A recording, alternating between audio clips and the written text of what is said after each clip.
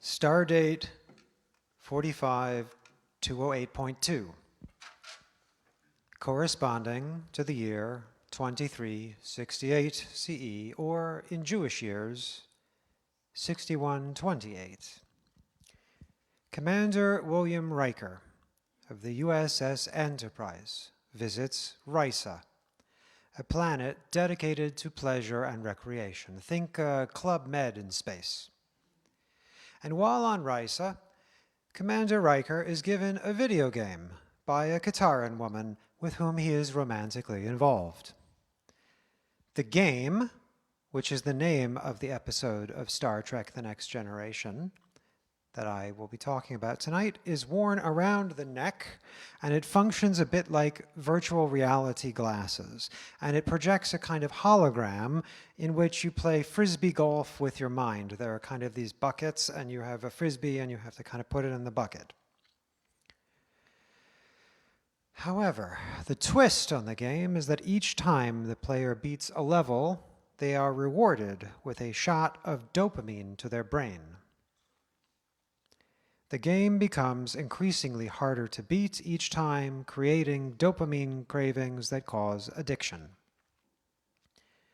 Dopamine is the pleasure chemical in the brain, and it's released when we do things like win at a slot machine, winning a game of random chance, or finding a beautiful piece of antique furniture at a garage sale, or if you are a hunter-gatherer, finding a patch of berries hidden in the middle of the forest.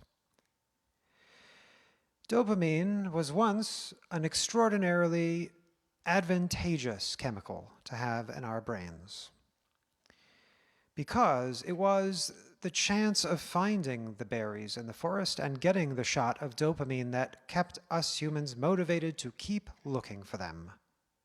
It also is what keeps casinos in business.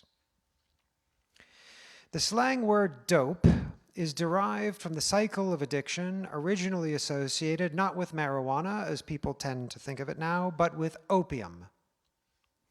How did that happen? Well, back in the early 19th century, the British Empire started flooding China with opium, with the goal of lulling the Chinese imperial government into addiction and paralyzing it, paving the way for conquest. To protect itself and its officials, the government of China at the time, an imperial government at the time, tried to ban the sale of opium to its citizens, but Great Britain responded by declaring war on China in order to keep the floodgates open, and it doubled down, sending more and more opium into China. And by 1842, China was forced to sign the first in a series of concessionary treaties with Great Britain, which is how, by the way, Hong Kong became a British colony. The Chinese have never forgotten the lessons of the Opium Wars, and today President Xi is flooding the U.S. with fentanyl through Mexico. And President Xi has in fact cited the Opium Wars as his inspiration for doing so. Returning to tonight's episode of Star Trek: The Next Generation. Sorry, Captain Kirk fans, you'll have to come back next week. Episode 106, The Game. So Commander Riker has been playing the game of Frisbee golf, and this game has been calibrated to maximally exploit the human dopamine reward system. And he becomes instantly addicted to the game, and he brings it back to the Enterprise from Risa, where he replicates the game and distributes it to everybody on the ship. Shortly thereafter, the entire crew becomes addicted to the game and is no longer able to pry themselves away in order to keep the Enterprise functioning and, more importantly, safe from being invaded by enemies. I was flabbergasted to discover a parallel in this week's Torah portion, Shemot, the beginning of the book of Exodus. Try again. Beginning of the book of Exodus. Beginning of the book of Exodus. Thank you. The Israelites at the beginning of the book are enslaved in Egypt, and the Pharaoh is afraid they will rise up and overthrow him. So he wishes to eliminate the Israelites by demanding all the male Israelite babies be killed. And when he fails to come up with the required outcome, when the babies are in fact not killed, Pharaoh comes up with a crafty plan. Pharaoh tells the Egyptian taskmasters to tell the Israelite slaves, "You have a quota of mud bricks that you must make each day. And mud bricks require mud and straw. Now, up until now, all you had to do, we brought you the straw. We, the Egyptians, brought it to you, and you had to put it in the ground with the mud, and you had to, like in the Ten Commandments with Charlton Heston, dance in the thing and make the bricks. But now, we will no longer provide you the straw. But by the end of the day, you must have the same quota of bricks." The Israelites responded by saying this: "We ask for rest to go out with our families and observe our religious rituals, for we are exhausted."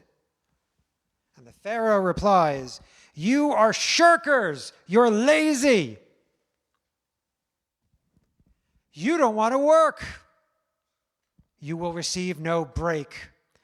Now you get to spend the few free hours you have at the end of the day gathering straw so that you can make your quota of bricks."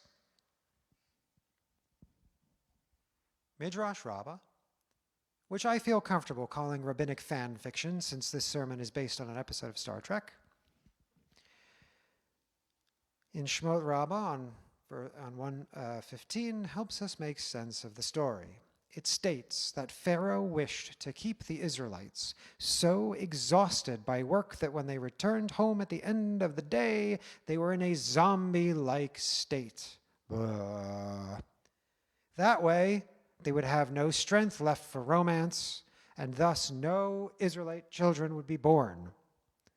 And so the whole population of Israelites would die off within a single generation. The lesson? Through overwhelm and a cycle of exploitation, the Israelites are rendered too weak to rise up or even to complete their work.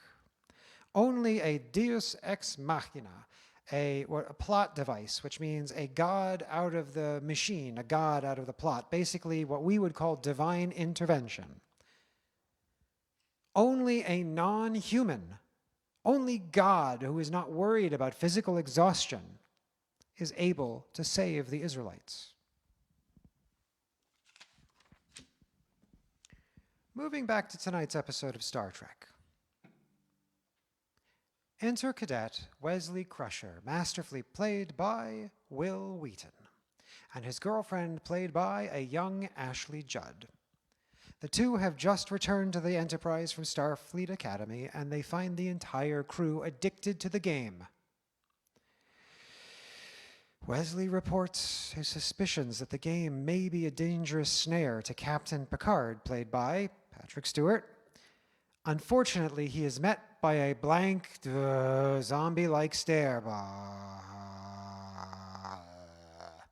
from the captain, because Picard is addicted to the dopamine cycle of the game, and he has no strength left to think clearly, let alone command the ship or defend it against attack.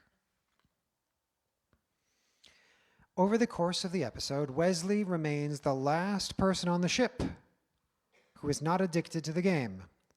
Senior officers try to get him to play through peer pressure, then by ordering him to play, and finally by making him play by force, by tying him down and putting one on him. And thus the entire crew is trapped in a cycle of addiction. Well, almost the entire crew. And now for the reveal. What's my sermon about? Anybody want to guess?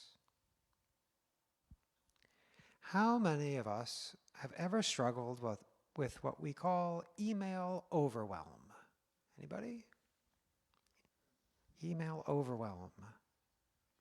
It can be Facebook, it can be Instagram, it can be Reddit, it can be anything. That feeling of constantly needing to pull out our phones, to check our emails, to check the news, the stock ticker, or to open your text messages. How many of us have struggled to converse with our families and friends as they stare blankly at their phone? Zombie-like, wouldn't you say?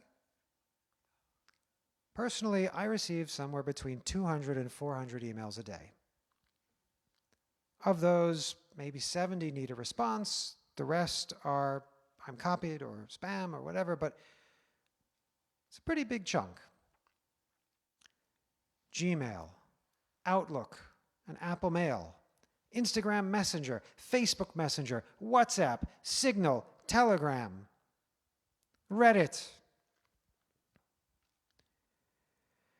These feel somehow off.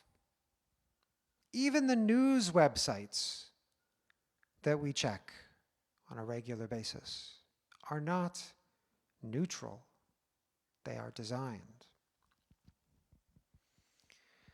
And now, these days, all of us must accomplish and aim to accomplish the same amount that we did before, but now with an additional 2 to 4 hours a day, dealing with emails, texts, WhatsApps, push notifications, people liking our stuff on Facebook, people making nasty comments on Facebook, people reposting things all day long.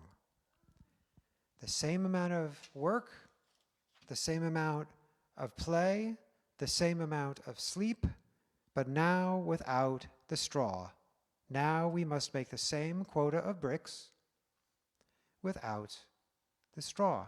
We must do extra work to keep in place. The dopamine-fueled compulsion to check our email or open TikTok or Reddit or text leads to a peer pressure to be available and to respond often. And because all the people around you are playing with your phones, we also feel a need to respond quickly. And this need is often so immense that many people report struggling to keep up with the demand. Now, all of these technologies have been meticulously calibrated by thousands of scientists and psychiatrists who work for Google, Microsoft, and Apple to make these things maximally addictive. The outcomes, as reported in studies and even in congressional hearings, are decreases in attention span, the inability to engage in deep work and creativity, and a loss of a sense of mental well-being.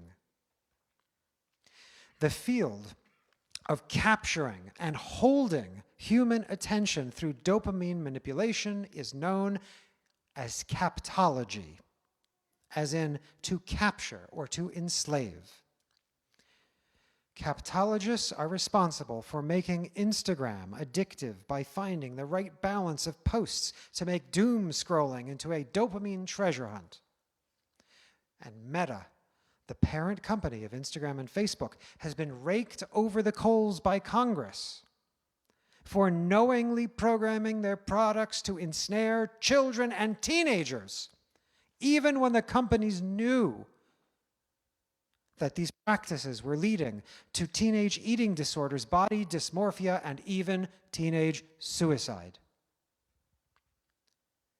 We may be surprised to learn that tech giants like Bill Gates, the late Steve Jobs, Mark Cuban, and even Mark Zuckerberg restrict or ban these technologies from use by their own children.